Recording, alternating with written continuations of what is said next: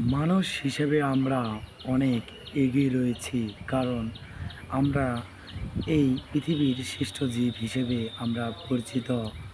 কারণ আমরা মানুষ কি না কি কাজ করে দেখানো পারি না, সবই দেখাতে পারি।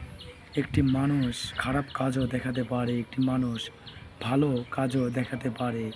কিন্তু আমাদের সমাজে আজ দেখা যায় যে খারাপ কাজই বেশি দেখা যায়।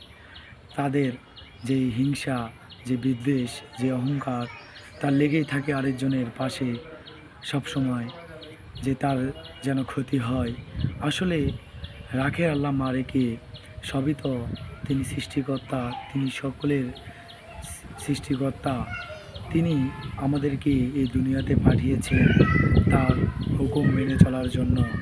আমরা তার হুকুম মেনে চলার জন্য যত বাধা এবং যত বিপদ আসবে সব পেরিয়ে আমরা তা হুকুম মেনে চলব।